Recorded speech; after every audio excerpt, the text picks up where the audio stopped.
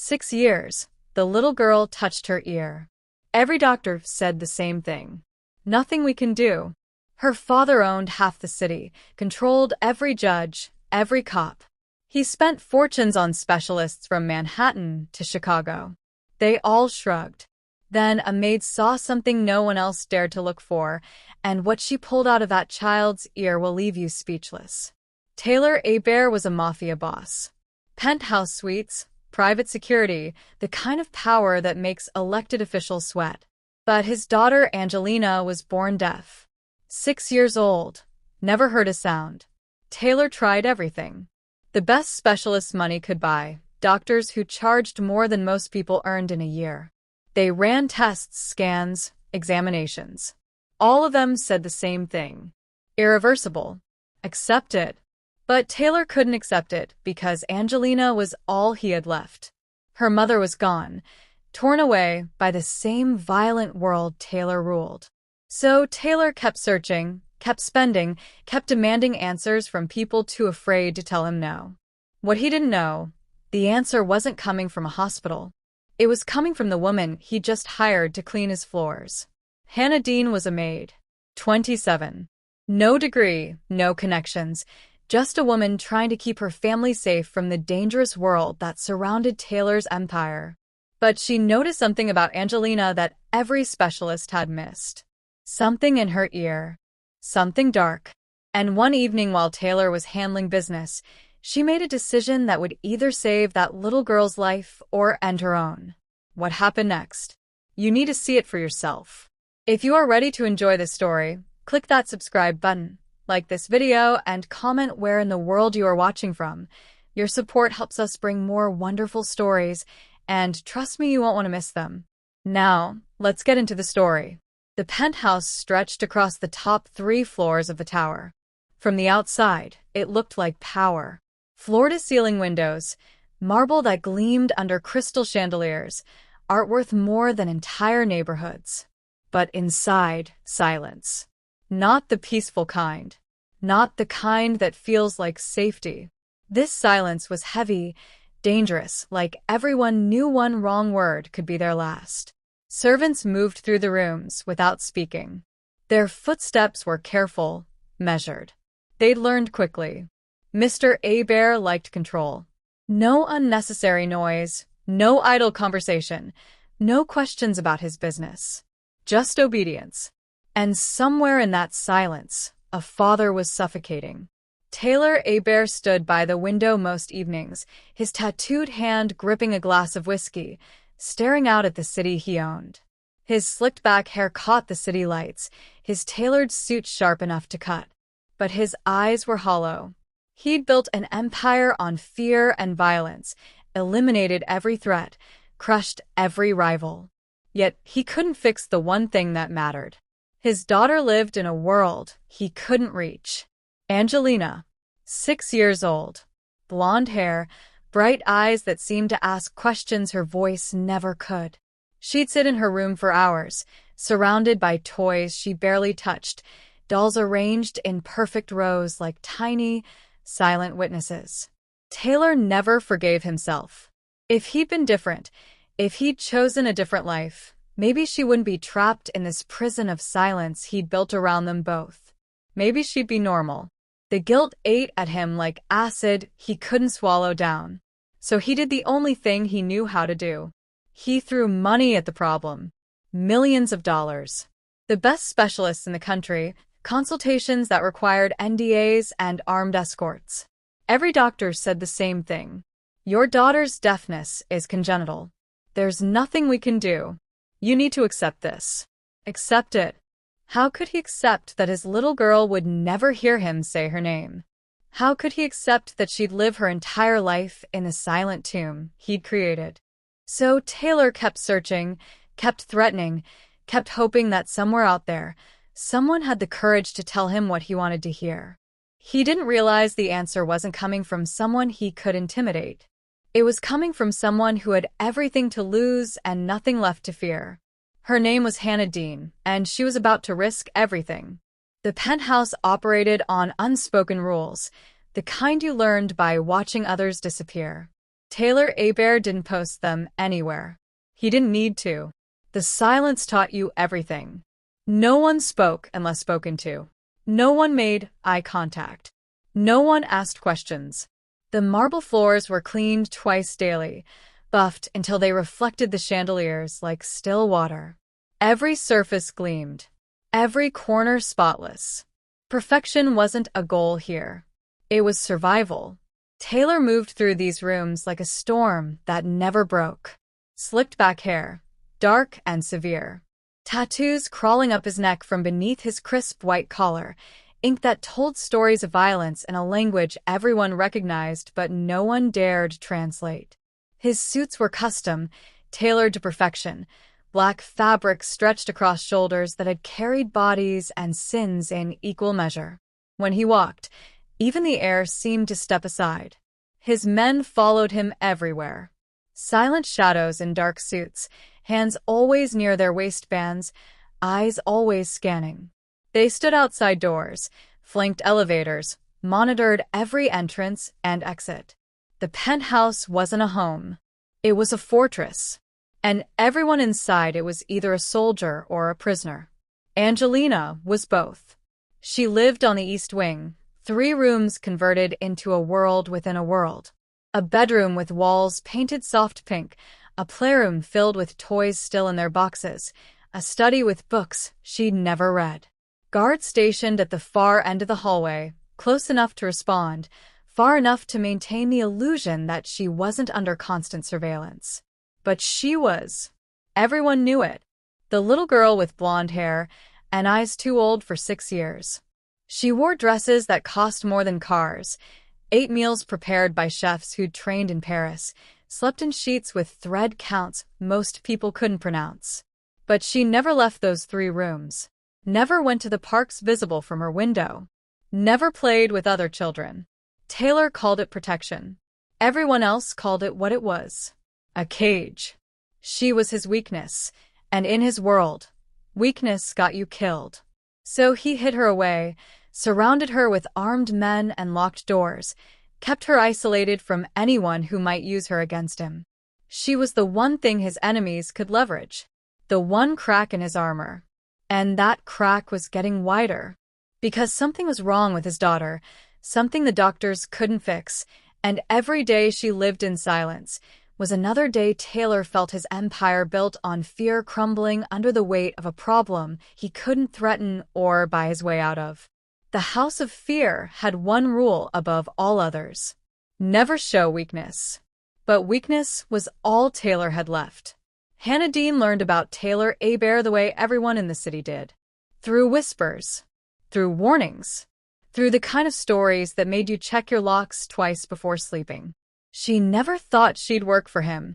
Never imagined she'd stand in his penthouse, hands clasped in front of her uniform, waiting for instructions from a man whose name made grown men go pale. But desperation doesn't care about imagination. It only cares about survival. 3 weeks ago, her brother Marcus got caught in the wrong place at the wrong time. He'd been working late at the warehouse, just trying to make overtime, when a rival crew rolled through looking to send Taylor a message.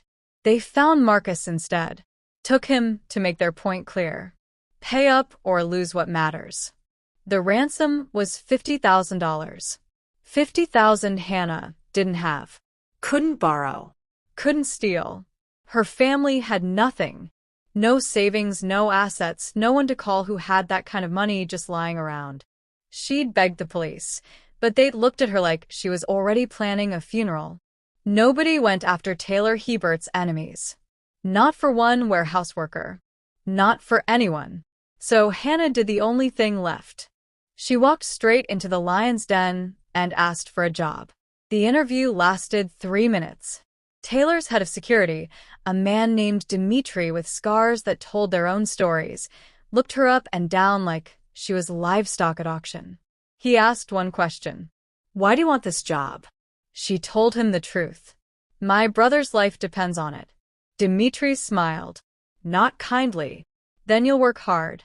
The deal was simple. She'd work as a maid in the penthouse. 6 days a week, 12 hours a day. In exchange, Taylor's people would handle the rival crew. Marcus would come home. The debt would be paid. But there were conditions. She didn't speak unless spoken to. She didn't ask questions. She didn't look at anything she shouldn't. And she never, ever mentioned what she saw or heard inside these walls. Break any rule, Dmitri had said, leaning close enough that she could smell cigarettes and violence on his breath, and your brother dies anyway. Then you follow. So, Hannah took the job. Signed the papers. Put on the uniform. Walked into this gilded prison, knowing she might never walk out. She'd been here 2 weeks now. 2 weeks of polishing marble that didn't need polishing. 2 weeks of cleaning rooms where no one lived. 2 weeks of being invisible while armed men watched her every move. This wasn't a job. It was a transaction. Her freedom for Marcus's life. Her silence for his survival.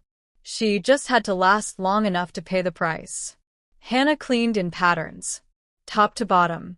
Left to right. Never the same room twice in a row. Dmitri had taught her that. Random patterns draw attention. Predictable ones let you disappear. She kept her eyes down, her movements efficient, her presence forgettable. The vacuum hummed across Persian rugs worth more than her entire apartment building. The duster whispered over sculptures she couldn't name. She worked like a ghost, there and gone, leaving only the scent of lemon polish and the shine of surfaces already perfect. The East Wing was cleaned every afternoon at 3. Always 3. That's when Taylor was usually in meetings, when Angelina's guards changed shifts, when the penthouse was as close to empty as it ever got. Hannah would start with the hallway, then the playroom, saving the bedroom for last in case the little girl was napping. But Angelina never napped. She was always awake when Hannah arrived. Always alone. A 6-year-old island surrounded by an ocean of expensive things that meant nothing. Sometimes she'd be sitting on the floor with dolls arranged in careful lines. Sometimes at the window, staring out at a city she'd never touch. Sometimes just standing in the middle of the room, like she'd forgotten what she was supposed to do next. Hannah had been taught not to look, not to engage, not to acknowledge the child beyond a respectful nod if they made eye contact. But it was hard not to notice the same thing happening every single day. The girl would be playing or pretending to play, and then she'd stop. Her small hand would rise to her right ear. She'd press her palm against it, fingers splayed, and her face would change. A wince. A tiny flinch. Something that looked like pain crossing features too young to hide it well. Then she'd drop her hand and go back to whatever she'd been doing, like nothing happened. The first time Hannah saw it, she thought it was nothing. A scratch. An itch.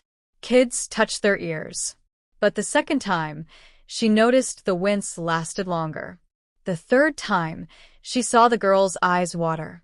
By the end of the first week, Hannah had seen it a dozen times. This wasn't a nervous habit. This wasn't congenital deafness. Hannah knew what deafness looked like. Her cousin had been born deaf. He never touched his ears in pain. He never flinched like something inside was hurting him. Angelina was suffering. And no one was looking closely enough to see it. Hannah finished dusting the bookshelf, her hands moving on autopilot while her mind raced. She shouldn't care. She shouldn't notice. She shouldn't be thinking about anything except keeping her head down and getting Marcus home safe. But the little girl pressed her hand to her ear again, and this time she made a sound. Small. Barely there. A whimper that silence couldn't completely swallow. And Hannah couldn't look away anymore. The first time Hannah broke protocol, it was barely a crime. Just a doll that had fallen behind the toy chest, blonde hair tangled, dress twisted. She picked it up while vacuuming, meaning to set it back with the others. But something made her pause. She glanced at the doorway. Empty. The guards were at the far end of the hall. Dmitri was downstairs. Taylor was gone. Hannah sat on the edge of the bed and carefully braided the doll's hair. 3 strands, woven tight, tied off with a ribbon from the vanity. She smoothed the dress, positioned the tiny arms, set it upright on the pillow like it was waiting for someone. Then she went back to cleaning. The next day, when she returned, the doll was in Angelina's hands. The girl sat cross-legged on the floor, running her fingers over the braid again and again, studying it like it was a secret message she was trying to decode. Hannah felt something dangerous bloom in her chest. Hope, maybe. Or guilt. She couldn't tell the difference anymore. The second time, it was a drawing. She'd found printer paper in the study, grabbed a pencil when no one was looking. During her lunch break, hidden in the supply closet, she sketched a butterfly. Nothing fancy. Just wings and patterns, the kind of thing a child might like. She left it folded on Angelina's nightstand, tucked under a jewelry box where the cameras wouldn't catch it. 2 days later, the drawing was taped to the wall beside the window. And there was something new on the nightstand. A piece of paper, folded the same way. Inside, a shaky drawing of a flower. 5 petals. A stem. A little girl's signature at the bottom. Just the letter A. Hannah's throat tightened. She pocketed the drawing before anyone could see it, carried it like contraband through the rest of her shift. They never spoke. They couldn't. Angelina couldn't hear her, and Hannah couldn't risk being caught talking to the girl. But they didn't need words anymore. Hannah would leave things. A book with a bookmark and a story about birds. A hair clip shaped like a star. A perfectly arranged tea set with the cups all facing the same way, like guests were expected. Angelina would respond. A thank you note in careful, crooked letters. A drawing of 2 people, one tall and one small, holding hands. Once, just a smiley face on a sticky note pressed to the bathroom mirror. It was dangerous. Every gesture was a violation of the rules Dimitri had laid out. Every interaction risked everything Hannah was working for. Marcus's life hung in the balance, and she was playing games with dolls and drawings. But Angelina had started smiling when Hannah entered the room. Started waiting by the door at 3 o'clock. Started trusting someone for the first time in her small, isolated life. And that trust was about to matter more than either of them knew. Dimitri found her in the kitchen on a Thursday morning, 3 weeks into her employment. Hannah was refilling her cleaning supplies, measuring out the exact amounts of polish and disinfectant she'd need for the day. She heard his footsteps before she saw him. Heavy, deliberate, the kind that announced themselves as a warning. She didn't turn around, didn't acknowledge him, just kept measuring, kept moving, kept her hands steady, even though her heart was hammering against her ribs. You've been spending time in the East Wing. His voice was flat. Not a question. An accusation. I clean the East Wing every day at 3, Hannah said, keeping her tone neutral. Same as I've been doing since I started. You've been in there longer than necessary. She turned to face him. Dimitri stood in the doorway, arms crossed over his chest, his scarred face unreadable. Behind him, she could see one of the other maids, an older woman, named Elena, watching from a hallway. Elena's eyes were wide, terrified. A warning without words. The playroom has more surface area than the other rooms, Hannah said. It takes longer to clean properly. Dimitri moved closer. 2 steps. Close enough that she had to tilt her head back to meet his eyes. Let me be very clear with you. Mr. Hebert's daughter is not your concern. You don't look at her. You don't speak to her. You don't think about her. You are furniture in that room. You exist to clean and then disappear. Hannah's jaw tightened. I understand. Do you? He leaned in, his breath hot against her face. Because the last maid who got curious about the girl? Who thought she could be friendly? Who thought Mr. Hebert might appreciate someone taking an interest in his daughter's well-being? He paused, let the silence stretch. We found her in the river. Took 3 days for her body to surface. The kitchen went cold. Hannah forced herself not to flinch, not to step back, not to show the fear clawing up her throat. The girl is deaf, Dimitri continued. That's all you need to know. Mr. Hebert has the best doctors in the country working on it. You are not a doctor. You are not family. You are replaceable.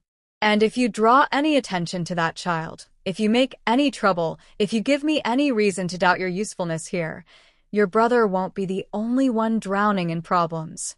Do I make myself clear? Yes, Hannah whispered. Dmitri straightened, adjusted his jacket. Good. Now get back to work. And remember, we're always watching. He left. Elena disappeared. Hannah stood alone in the kitchen, supplies clutched in her shaking hands. She could stop. She could keep her head down, do her job, save Marcus, and walk away from all of this. That's what a smart person would do.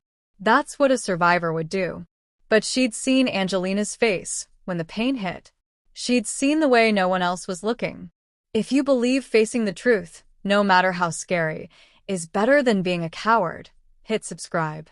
Hannah grabbed her cleaning cart and headed for the East Wing. 3 o'clock came like it always did. Hannah pushed her cart down the hallway, past the guards who didn't look at her, past the cameras she'd learned to ignore. The East Wing door was open. She knocked twice, a courtesy that meant nothing, and entered. Angelina wasn't by the window, wasn't at her dollhouse, wasn't waiting by the door with that small smile she'd started giving Hannah. The playroom was empty. Hannah's chest tightened.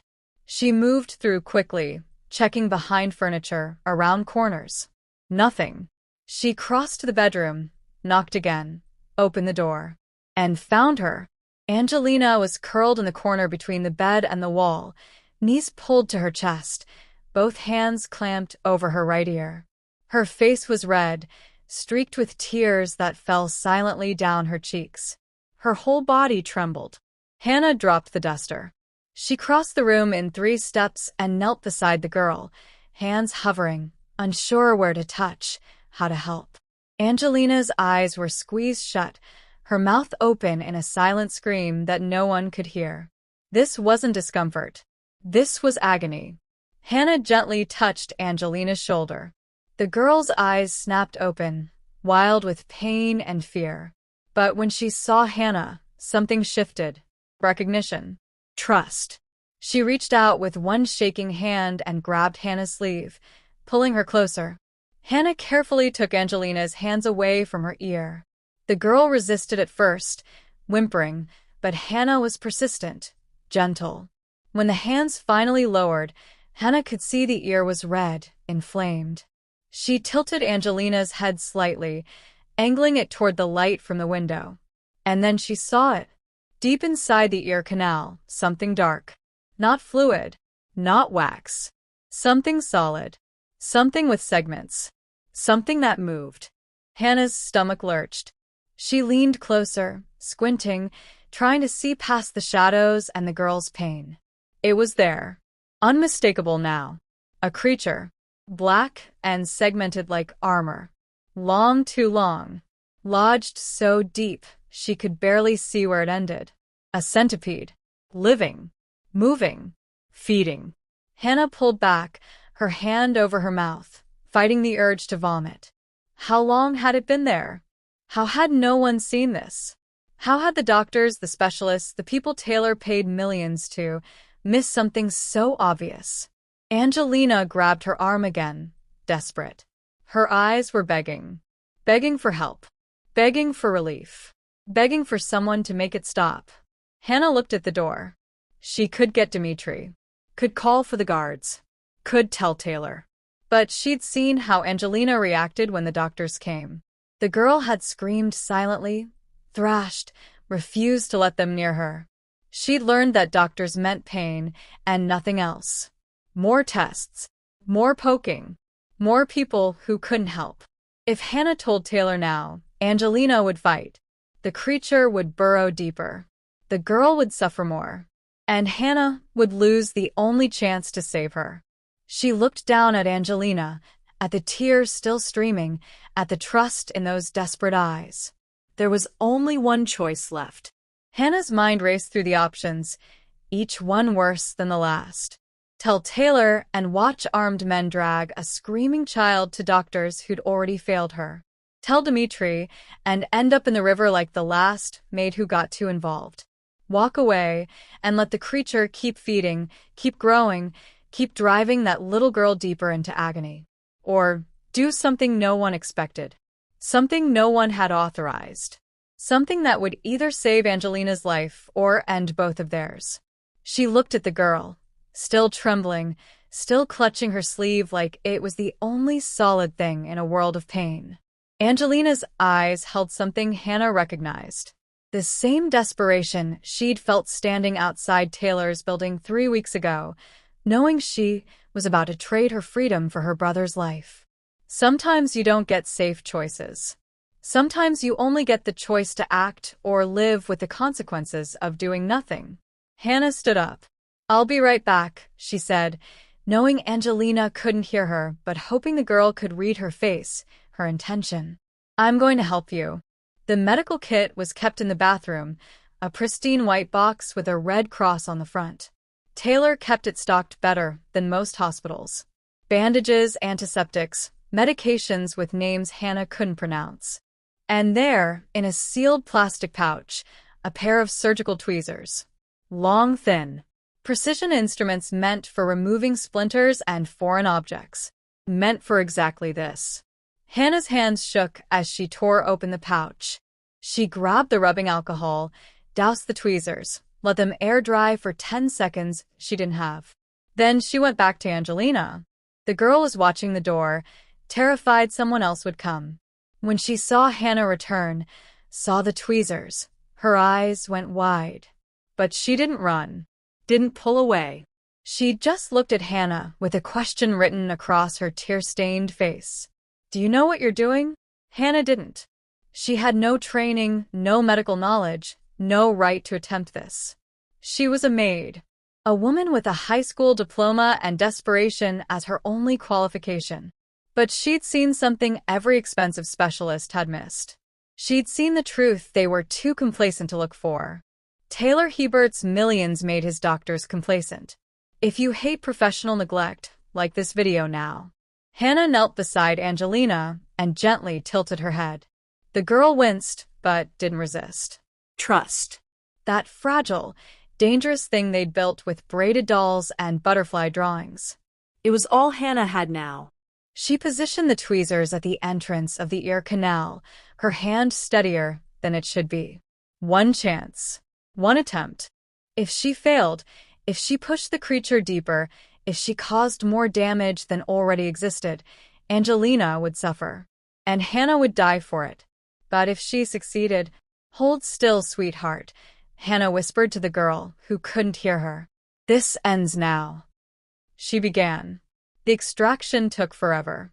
Every second stretched into hours. Hannah's hand moved with agonizing slowness, the tweezers advancing millimeter by millimeter into Angelina's ear canal. The girl sat frozen, tears streaming down her face, her small hands gripping Hannah's arms so tight her knuckles turned white. The creature fought back. Hannah could feel it through the tweezers, the resistance, the segmented body coiling and uncoiling, trying to burrow deeper. Her stomach churned, but she didn't stop. Couldn't stop. She adjusted her grip, angled the tweezers differently, caught the creature's body between the metal tips, and pulled. It came out slowly. In behadi thing in. Dark, almost black, with legs that twitched in the light. Longer than Hannah had imagined. Thicker. The segmented body seemed to go on forever, emerging from depths that should have been impossible. 3 inches. 4. 5. Angelina gasped. Not a silent tremor. Not a whimper. A real gasp. Air rushing into lungs that had just remembered how to breathe in shock. Her eyes went wide, pupils dilating as something changed, as sound rushed into a world that had been silent for 6 years. And then she screamed. The door slammed open. Taylor Hebert stood in the doorway, his jacket still on from whatever business had brought him home early. His eyes took in the scene in one terrible instant. His daughter on the floor, face red and streaked with tears. Blood trickling from her ear. The maid hovering over her, tweezers in hand. And there, dangling from those tweezers, a massive centipede, still writhing, still alive. Time stopped. Hannah saw his face change. Saw confusion turn to comprehension, turn to pure, murderous rage. His hand went to his waistband, to the gun everyone knew he carried. His voice, when it came, was a roar that shook the windows. "What the hell did you do?" Hannah opened her mouth to explain, but he wasn't listening, wasn't seeing. He saw his daughter screaming in terror, the first sound she'd ever made, and the maid who'd caused it. He saw the creature, assumed poison, assumed attack, assumed betrayal. "You put that thing in her ear." He advanced into the room, gun drawn now, pointed directly at Hannah's chest. "You tried to kill her." No. Hannah scrambled backward, still holding the tweezers, the centipede dangling like damning evidence. "It was already there. I was trying to help." But Taylor couldn't hear her over Angelina's screaming, over his own rage, over 6 years of helplessness erupting into violence. Dimitri appeared behind him, flanked by 2 guards. Taylor didn't take his eyes off Hannah, didn't lower the gun. "Get her out of my sight." His voice was cold now, controlled, deadly. "Take her somewhere quiet." End it. Angelina's silence was broken by fear, not joy. "If you stand against the cruelty of this moment, comment. I stand with Hannah." Hands grabbed Hannah's arms. The tweezers clattered to the floor, the centipede skittering away. She didn't resist, didn't fight. Just looked at Angelina, still screaming, still terrified, but hearing. Finally hearing. Worth it, Hannah thought as they dragged her toward the door. Even if this is how it ends. It was worth it. Taylor holstered his gun and rushed to his daughter, gathering her into his arms, trying to quiet the screaming he'd waited 6 years to hear. And Hannah disappeared into the hallway, knowing she'd never see morning. Dr. Carmine arrived within 20 minutes. Taylor had called him personally, his voice tight with barely contained violence. "Get here now. Bring every record, every scan, every test you've ever run on my daughter." The doctor's hands shook as he spread the files across Taylor's desk. X-rays, MRIs, hearing tests dating back 6 years. Angelina was upstairs now, sedated, finally quiet after an hour of screaming. Her ear had been cleaned and bandaged by a specialist Taylor had helicoptered in from Boston. The centipede was dead, preserved in a jar on the desk like evidence at a crime scene. Taylor stood at the window, his back to the doctor, watching the city lights blur below. "Tell me how you missed it." "Mr. Hebert, Dr. Carmine's voice cracked. "The scans, they were inconclusive. We thought." "Don't lie to me." Taylor turned, and the doctor flinched. "That thing was 5 inches long. You're telling me it didn't show up on a single scan in 6 years?" Silence. The kind that admitted everything. Taylor crossed the room in 3 strides and slammed his hand on the desk. The files jumped. The jar rattled. "Tell me the truth. Now." Dr. Carmine's face crumbled. Tears streaked down his cheeks, his professional composure dissolving into raw terror. "I saw it. 3 years ago. On the MRI. There was a foreign object, something dark, something that shouldn't have been there." The room went cold. "You saw it," Taylor repeated, his voice deadly quiet. "And you said nothing." "I was afraid." The words tumbled out in a desperate rush. "You wanted answers, you wanted solutions, you wanted me to fix her. But I didn't know what it was. I thought maybe it was a tumor, something congenital, something that would make you think she was broken beyond repair. You don't like weakness, Mr. Hebert. Everyone knows that. I thought if I told you there was something wrong, something I couldn't identify, He couldn't finish." Didn't need to. Taylor stared at him. At this man he'd paid hundreds of thousands of dollars. This man he'd trusted with his daughter's life. This man who'd let fear turn him into a coward. "Get out." Taylor's voice was barely a whisper. "Get out before I kill you myself." Dr. Carmine ran. Taylor stood alone in his study, the truth settling over him like ash. His power had done this. His reputation. His violence. He'd built a world where everyone was too afraid to tell him the truth, even when that truth could have saved his daughter years of suffering. And he'd almost killed the one person brave enough to act. Subscribe to defeat evil. Taylor grabbed his phone and dialed Dimitri. Where is she? The warehouse. We were waiting for your word to bring her back. Now. Untouched. If anyone laid a hand on her, I'll bury them myself. 40 minutes later, they brought Hannah to the study. She was pale, her wrists bruised from the restraints, her eyes hollow with acceptance. She didn't look surprised to be standing in front of Taylor. Just tired, ready for whatever came next. Taylor looked at her. This woman with no degree, no credentials, no reason to care about his daughter beyond basic human decency. She'd risked everything, seen what his expensive doctors refused to see. Why? He asked. Hannah met his eyes. Because she was in pain, and no one else was looking. Taylor's fear corrupted everyone around him. Hit subscribe if you believe power shouldn't silence the truth. Your brother's debt is cleared, Taylor said finally. You're free to go. Both of you. Hannah nodded slowly. And Angelina? She can hear. Taylor's voice broke on the words. Because of you. Hannah turned toward the door, then stopped. She needs someone who'll keep looking, Mr. Hebert. Someone who won't be afraid to tell you the truth. She walked out, leaving Taylor alone with his daughter's screams still echoing in his memory, and the knowledge that the hero had come from the world he'd spent his whole life trying to rise above. Power couldn't save his daughter, but courage did.